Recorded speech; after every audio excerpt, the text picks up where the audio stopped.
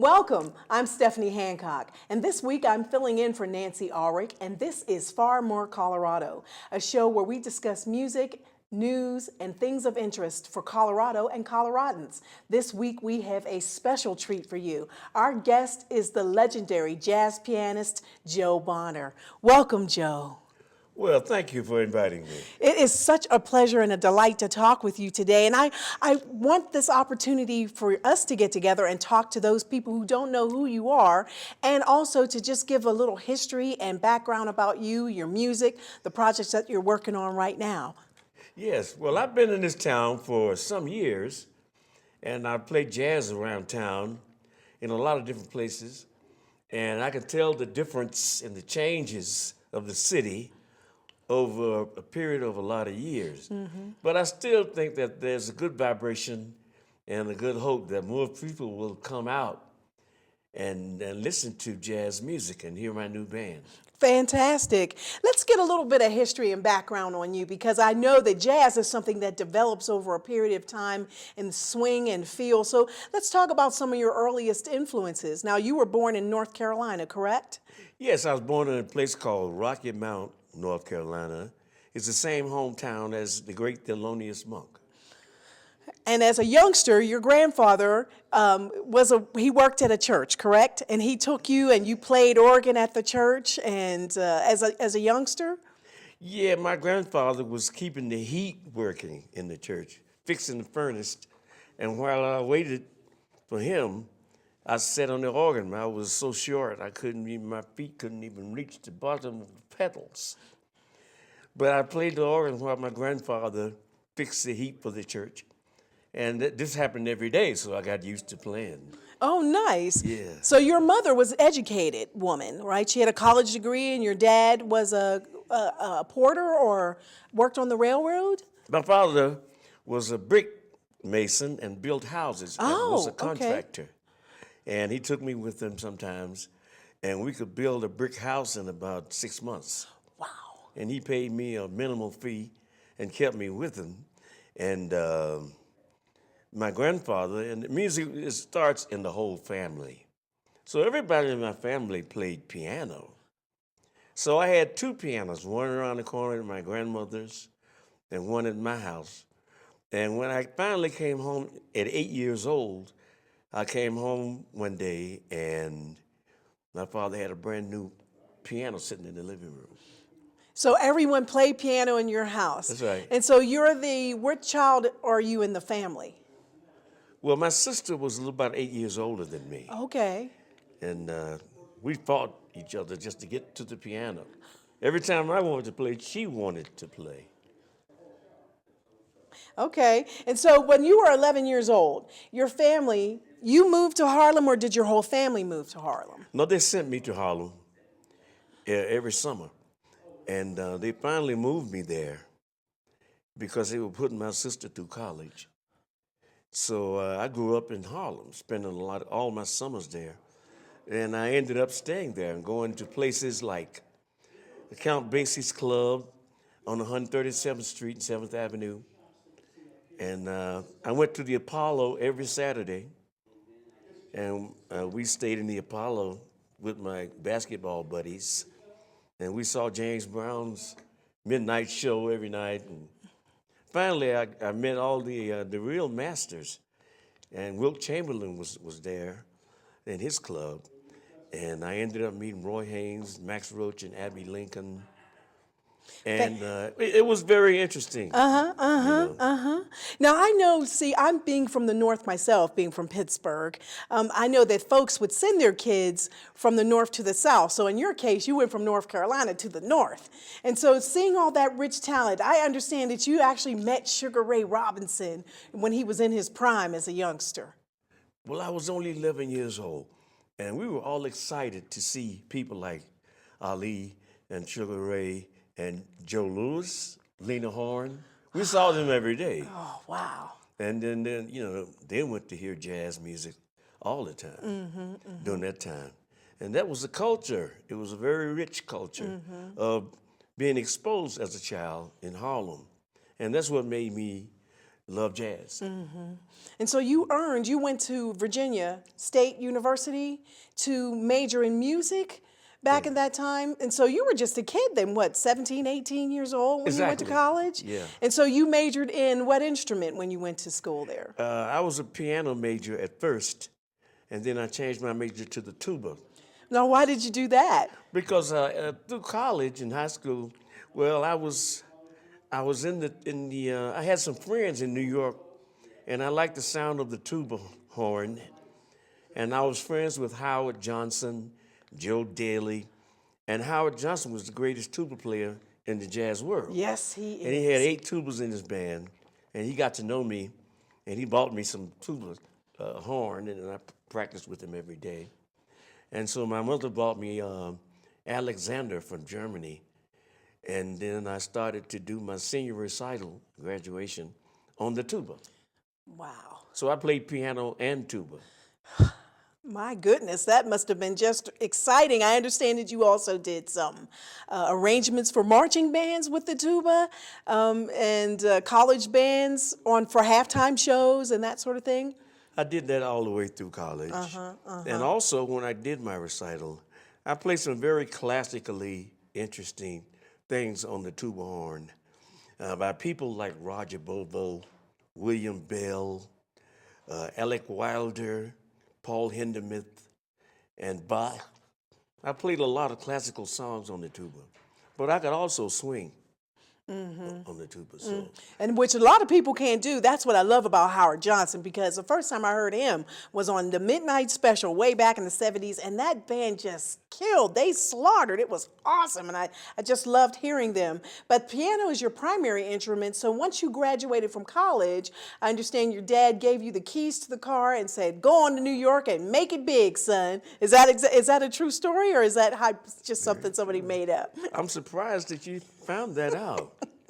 It's amazing that people can find out information like that. I was getting my degree, and I got a call from Max Roach. And as soon as I got it, I drove to New York, and I was with Max Roach. Now, you were just a kid then, right? 22? I was 22. Yeah. And Max Roach was a friend of my family in North Carolina. And my uncle was a pastor of a church in Brooklyn. It was called, I think it was on Putnam and Marcy Street. And Max Roach went to my uncle's church. So I felt for some reason that maybe my uncle told Max to look out for me. But I ended up staying with Max for a long time. And I understand one of your first big pay gigs was at the Crawford Grill in Pittsburgh. And the reason why I'm so excited about that is because I'm from Pittsburgh and I know the Crawford Grill. Too young to go there. Mother wouldn't allow me to go over in the Hill District to the Crawford Grill. But I understand that was a really good paying gig for you back then. That was a lot of information there. I don't know how you found that out. That's very interesting. And that was our first gig with Max Roach. And Billy Harper was the saxophone player. Jimmy Merritt was on bass. And Max Roach and myself. And we were at Crawford's Grill. That was a jazz mecca back in the day. I mean, Ellington and as you know, there were a lot of people from Pittsburgh and the Pittsburgh area, Billy like Lena Horne, Eckstein. Billy Eckstein. And Yeah. lots of those folks would just play. It was like one of those hub places everybody could go and hang out and hone their chops. So would you say this was a laboratory for you to hone your chops and to really get the swing and know how to swing the way you do now? It was very exciting. And Max Roach is a great teacher. And I met Dakota Stanton there. And Abby Lincoln came there. And we spent about 10 days at Crawford Grill. And it was very interesting. Some of the people that you meet there, Stanley Turrentine, and a lot of other great musicians came out of Pittsburgh. Yeah, It was a great time. experience for me being just having graduated with a bachelor's degree and join Max Roach and then go from there to Roy Haynes and from there to Freddie Hubbard. So I had a pretty rich career. So I was very happy about that. And so in that transition, you also ended up playing with the legendary Pharaoh Saunders. So tell me about this period, because I understand that you did a lot of road work during that time with him, traveling around and learning and playing and getting spiritually connected with him. That's true. And the thing is about Pharaoh Sanders' teachings is that I had met him that same night in New York. And I went to see John Coltrane at the Village Vanguard. During that time, you could see John Coltrane for $3.50. Wow. And I met Pharaoh Sanders that night. And we made friends. He doesn't talk very much. But the next thing I knew, we started getting together on 77th Street between West End and Riverside. And I was playing with Freddie Hubbard during that time. So we played in Philadelphia at the Aqua Lounge. Freddie Hubbard, Louis Hayes, Wayne Dockery, and we had Carlos Garnett, James Spaulding. It was a wonderful band. And Pharaoh Sanders and I were hooking up, connecting. And I would go over to his house, and his wife would cook curry food, dinner. So finally, I decided to leave Freddie and join Pharaoh, which was kind of strange for Freddie to accept. But Freddie was a very worldly person, and we traveled a lot together. Pharaoh had another concept as being spiritual and key to diet and health and lifestyles. So I was interested in what he was teaching me. So I stayed with him for a long period of time. We came to Denver during that time. How did that experience influence you on a musical perspective? Where did that take you? Pharaoh's music is related to Coltrane. Coltrane was very much melodic, but Pharaoh was much more supernatural and surrealistic. He could play 5 notes at one time. And some of the things he did on the horn, Coltrane didn't do, because Coltrane would play very lyrical and poetic. But Pharaoh was completely creative, and that was a big difference. And I was in between both of those concepts.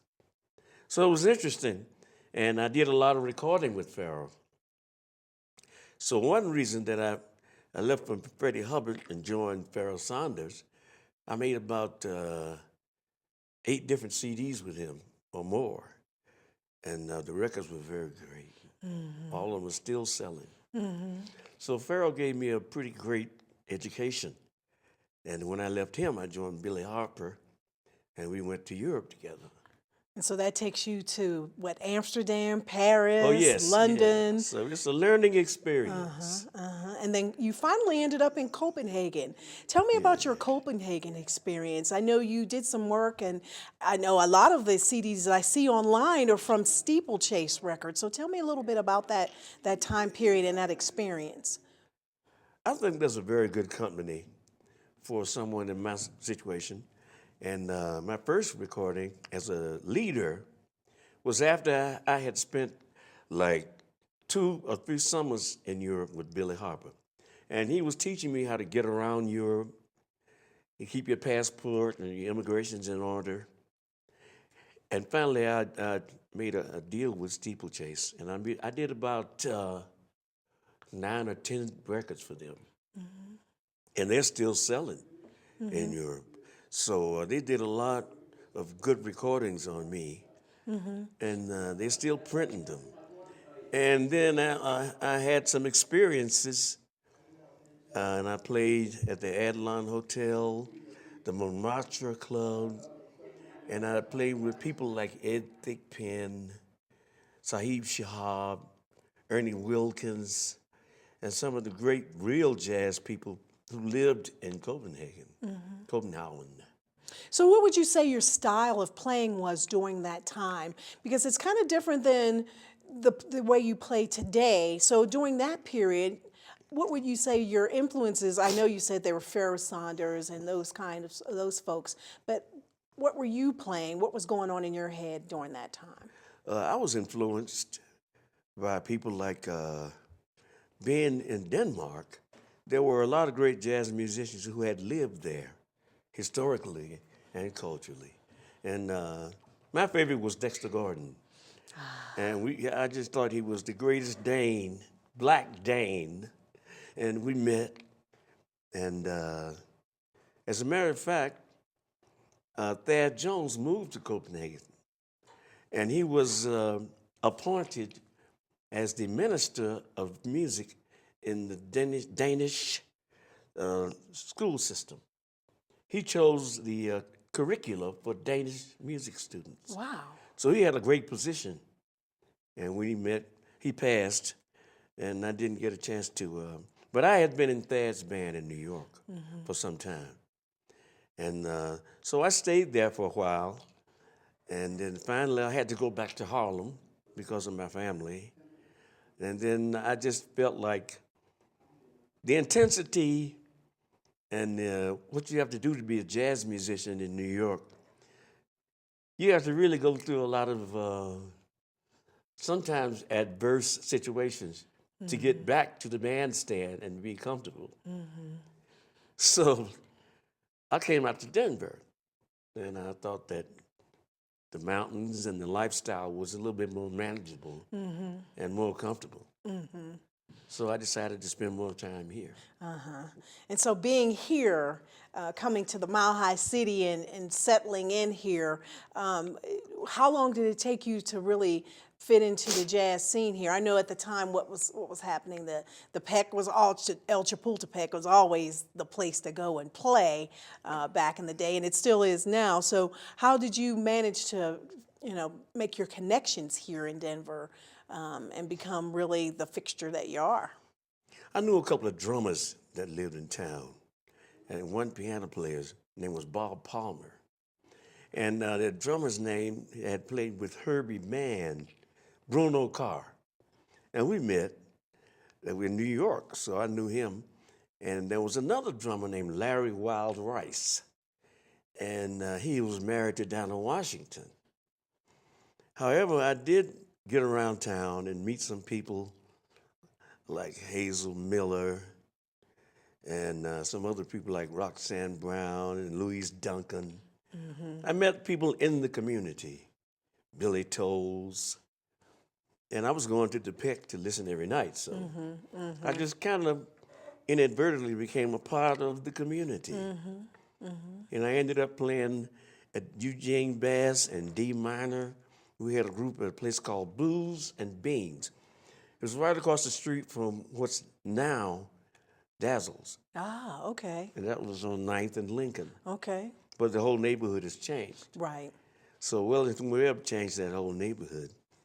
And consequently, little by little, I became part of the community here. Now, you've worked with a lot of vocalists in town, too, as a side man or just really I remember once you told me, because we've had the opportunity to do some work together on a CD, that you could play the whole orchestra just on piano. Tell me a little bit about that. Well, that's interesting. It's just the idea of being alone, And I've done a lot of duets with singers. And to tell the truth, it's kind of much easier for a piano player to play with the singer and not have to worry about the bass player or what the drummer is doing. Just me and her. And if she slows down, then I'll slow down. And if she speeds up, then I'll speed up without having to turn around and tell the bass player what to do. So that was very interesting, and I did quite a bit of that with different singers around town. Marguerite Gilman. I don't think I ever played with Lanny Garrett, but there were some other singers that I played with. And a lot of those have went to San Francisco and became great stars, I guess. Wow. And so you really have a footprint on a lot of instrumentalists, a lot of vocalists, a lot of people over the course of time, just being who you are and being that guy that people can go to and work with, would you say? I would just have an idea of being someone who's not only musically developed, but socially and culturally aware, And I like to get to know people and find out their mannerisms and what they like and how they perform on the bandstand. And, my grandfather told me, he said, if you're good, you can make anybody sound good. So let me ask you, Joe, what do you think? Do you think the term legend is thrown around too casually these days? No, it's a legend is you live through what you lived through. That's what makes you a legend. That you walk through the hell and still alive. That's a legend, man. Yeah, yeah. I walked through New York City all those years and I'm still here. But legendary means you have stories to tell. And everybody has a story. They just don't That's always true. know that. Yeah, Right. it's true. So when you create music, when you're composing your music, you get your inspiration from a number of places. Do you Your have history, man. Yeah, your existence. I can go all the way back to when I was a baby. I can remember things that happened to me when I was 4 years old. I can remember those things. I remember moments, you know? and then they're reflected in your music? Yeah. Yeah. And who would you say were some of your earliest influences in terms of your composition style? Let's see. As a writer, I was influenced mostly by Samuel Barber, Aaron Copland, and Schoenberg. And I was in Harlem, and I saw people like Bobby Timmons, Art Tatum, Fats Waller, every night in after-hour places after the gig. They would go down in Harlem, back in the Chicken Shack, sit down and play all night long. They had gangsters and cocaine and everything in the door, man. Guns and all that. And they would go down there after the gig. And wouldn't be surprised to see somebody like John Hammond or George Gershwin up there watching the black girls dance and learning their choreography. Go back up downtown to Columbia and get rich. Harlem has a rich culture. Jelly Roll Morton. But I saw people like that every night, Roy Haynes and Max Roach and them. And after the gig, Roy Haynes would take me back to some old New York townhouses, go way back in the backyard. Chickens, like, Sugar Hill or something. And then go downstairs, and they got this after-hour, all-night joint. People swinging. And I saw that when I was like 12, 13 years old. Eh? And that's not something you can fake. No, because people are living that. Junkies coming in with electric blankets and color TVs, hustling so they can get their dope. Wow. Wow. I saw all that. Wow. I saw what makes you want to play. And so what do you think about these young pianists and the so-called smooth jazz of today? I think that I listen to, what's K-High? Yeah. Jackie Ward? Yeah, I listen to that sometimes. And I like Grover Washington sometimes. I mean, I can get a groove. I can get a groove. But I really do value that Harlem history. So everybody has that one musician that just totally blew their mind in their earlier days. And I'm sure you have one for you like that as well. Who would you say that musician was? I would have to say that being in New York, living in New York so many years, it would have to be Miles Davis. But he was the most exciting jazz musician in New York City. And his whole lifestyle and his freedom and his quality was just so immaculate, the way he lived. It was just so all-encompassing. And I lived next door to him for like about 10 months. Wow. Before I drove to Denver. And his musicianship, what did his style of music, how did that influence you? History in a way. And then he was so hip and modern, and that he followed up to the hipness and the futuristic projections. And he was a musical genius and a Gemini. We never talked very much, and I never played in his band. Why would he want me? He's got Keith Jarrett, Chick Corea, Herbie Hancock, all the greatest pianists in the world. I was just a next door neighbor. And we would just have a conversation once in a while. So I thought he was the biggest jazz figure that ever went through New York City. And then Bertha Cool, and then the collaboration with it Dave all. Brubeck. I mean, and you know, Dave Brubeck just passed away not long ago. I heard about that. Yeah. So going forward, where do you see yourself creatively with music? Well, what I see now is I have some music that I've written recently, and what I have is I have piano, bass, drums, harp, and four French horns. 4 French horns and 3 violins. And I'm trying to find a venue so I could get it recorded. Oh, that sounds exciting. Do you have a name for this project? Yeah, the whole thing is called Evenings Sunset. Nice. I am so looking forward to hearing that, Joe. Yeah, it's going to sound kind of like Quincy Jones kind of thing, you know. Nice. Gil Evans. Yeah, that's exciting. That is exciting. So it sounds like you've got quite a bit of projects on the boiler, ready to be displayed and showcased and let the world see what you're working on. Yeah, I did an album in Copenhagen. I did an album called Sweet for Chocolate. Sweet, S-U-I-T-E, Sweet for Chocolate. And I have it all arranged for ensembles. It's 4 French horns, 3 violins, a tuba, and a harp, and viola, and I want to be able to have those arrangements recorded someday. Well, hopefully we will be able to see that happen. I'm looking forward to it. Me too. Thanks so much, Joe. Thank Appreciate you. you taking time to spend with us today. Thank you. And I wish Denver, Colorado, the best in the quality of what jazz music is. Whether it's funky, or whether it's spiritual, or whether it still swings, there's no limits. Enough said.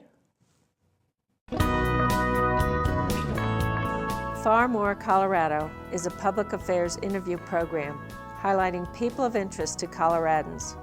The program has guests from our state government, and we also feature a wide variety of other guests who are making a difference here in Colorado.